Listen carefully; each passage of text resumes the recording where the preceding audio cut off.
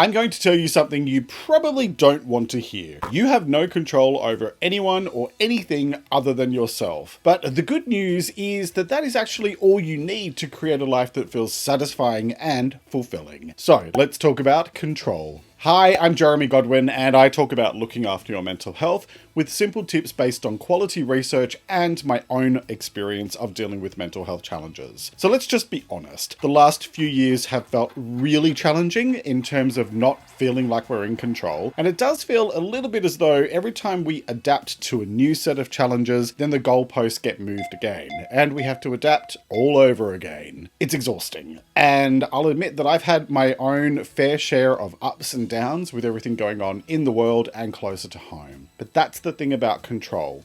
Most of what goes on in our life is completely out of our direct control. And so the challenge for each of us is to take the time to process what's going on around us so that we can then respond thoughtfully and keep ourselves moving forward by focusing on what is within our control.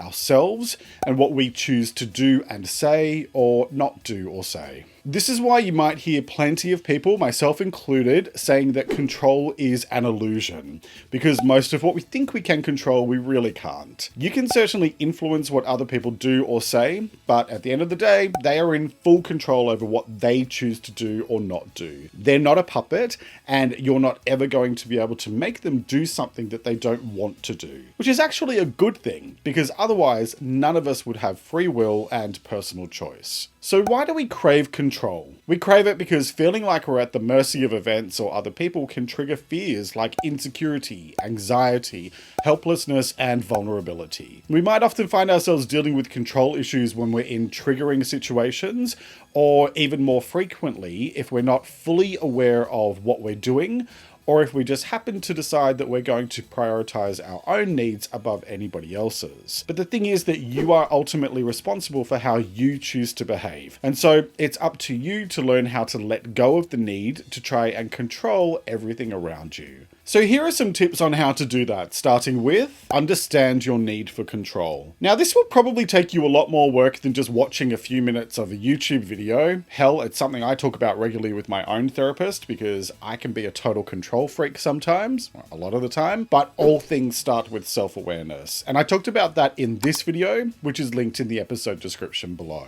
So you can begin this process by taking a few minutes to consider each of the statements that I'm about to make and answer with a simple yes or no. Number 1, I am in direct control of my own words, actions, and feelings. 2, I have direct control over what I do in my life. 3, I accept that I cannot directly control other people. 4, I accept that I cannot directly control the things that go on in the world. And 5, I am able to influence other people and events. However, the final outcome is still out of my hands. So if you answered yes to all 5 of these, then you've got a pretty solid handle on this control business. If you answered no to any or all of them, or if you struggled to fully commit to a yes or a no, then you have an opportunity to do some work on how you approach the idea of control. So focus on the specific question or questions that you answered no to, and take some time to understand why you feel that way. No judgments here. This is just about being honest with yourself about where you are today, so you can start from that point. Okay, next, challenge the need for control in all things. Now, this will apply to some of you and not others, so I'm not suggesting that everyone feels this way, but I know that for myself, I can often want things done a particular way, or I want to feel like I'm in full control of everything, especially if I'm having difficulties with my anxiety. But when you pursue control in all things, you tend to really piss people off, which then tends to create more issues. Back when I used to work in the corporate sector, I had a tendency towards micromanagement, and that was particularly bad because just before my breakdown in late 2011, I found myself really trying to create some sense of order in amongst all the chaos that was going on around me and within me. But as you could probably imagine, that just really alienated people and it made things worse. My desire for control rarely ever made things better. And so the only thing left to do was reconsider that need for control. I still have a lot of work to do with it. There is a middle ground, however, to be found in almost everything, I would say, and sometimes we just need to be willing to reach a compromise or accept that things may not look and feel exactly the way we want them, and that's okay. Speaking of, my next point is, remember that relationships are about balance rather than control. In a healthy relationship, both of you are in control. But at the same time, neither of you are. This applies to all types of healthy relationships: partner, family, friends, and it even extends to your work relationships.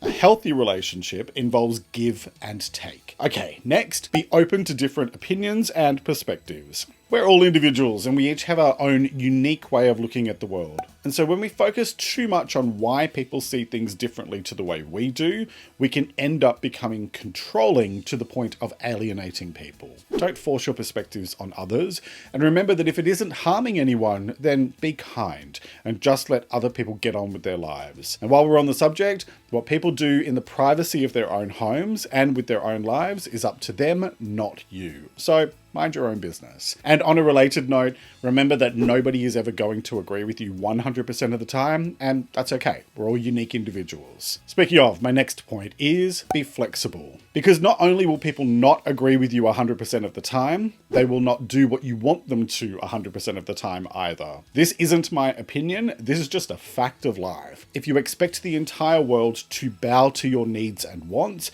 then you're in for a series of very rude shocks when you start pissing people off left, right, and center. You see it when you're out at the shop and someone is kicking up a stink because they have to wait in line for a few minutes.